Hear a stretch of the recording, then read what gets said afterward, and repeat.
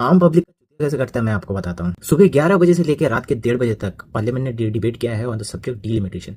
India में 543 Lok Sabha constituency है and ये डिवीजन 1971 सेंसस के बेसिस पे हुआ है। बट द थिंग इज 1971 से लेकर आज 2026 तक population of India has grown 2.5 times of what it was earlier. But her constituencies में ये जो पॉपुलेशन इंक्रीज हुआ है that is very much uneven. कहीं पर ज्यादा ग्रोथ हुआ है, कहीं पर कम ग्रोथ। तो नेचुरल सा क्वेश्चन ये आता है कि इतने सालों में डीलिमिटेशन हुआ कि नहीं, हमारे लोकसभा के सीट्स बढ़े क्यों नहीं। तो इसका सीधा सा आंसर ये आता है, according to 42nd constitutional amendment act in 1976 ये सीटें फ्रोज कर दी गई थी 1971 के सेंसस के अकॉर्डिंग। एंड 2001 में ये जो फ्रोजन पीरियड है इसको एक्सटेंड करके 25 ईयर्स तक के लिए कर दिया गया। अभी इतना हो हल्ला क्यों हो रहा है?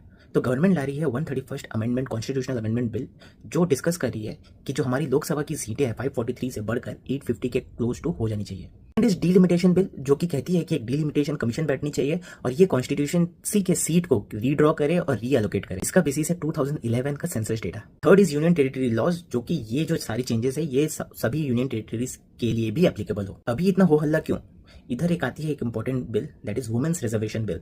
इस बिल को 2023 में ही पास कर दिया गया था विद द कंडीशन कि सेंसस अगेन हो and with delimitation to be in proper space. So क्योंकि सेंसस अभी हो रहा है 2026 में, तो ये डीलिमिटेशन का चक्कर 2034 से पहले ये वुमेन्स रिजर्वेशन बिल पास ही नहीं हो पाता। लेकिन अभी गवर्नमेंट बोलती है कि ये डीलिमिटेशन अभी कर दो ताकि जो वुमेन्स रिजर्वेशन बिल है वो अभी ही अप्लाई हो जाए और 2029 के इलेक्शन में ये एप्लीकेबल हो जाए। डीलिमिटेशन का एक चक्कर ये है कि ये पॉपुलेशन बेस्ड हो सकता है।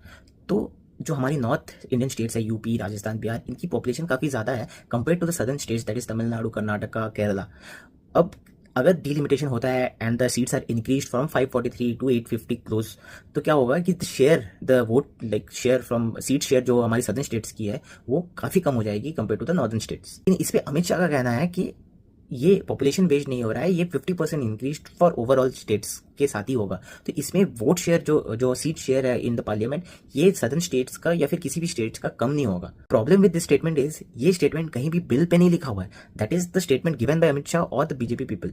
अब ये बिल पास ना होकर विन विन सिचुएशन हो गई है बोथ द पार्टीज के लिए, both opposition as well as the ruling party. BJP अब ये दावा कर सकती है कि जो ऑपोजिशन है हमारी वो वुमेन्स रिजर्वेशन बिल के अगेंस्ट है, और ऑपोजिशन ये बोलेगी कि हमने बीजेपी को रोक दिया एंड हमने डेमोक्रेसी को सेव कर दिया। ये बिल कभी पास होने के लिए बनी ही नहीं थी, बस पॉलिटिकल एजेंडा को ड्राइव करने के लिए बनी थी। क्योंकि अब क्या होगा कि वुमेन्स रिजर्वेशन बिल पास नहीं हुआ, कुछ भी सीटें भी हमें स्पेयर नहीं करनी पड़ेगी वुमेन के लिए, और हमारी जो गति है वो बच गई भाई। एंड ये मैं सभी पार्टी को लेकर कह रहा हूँ। आपका क्या सोचना है इस बिल के बारे में? ये पास नहीं हुआ, क्या ये सही है कि ये गलत?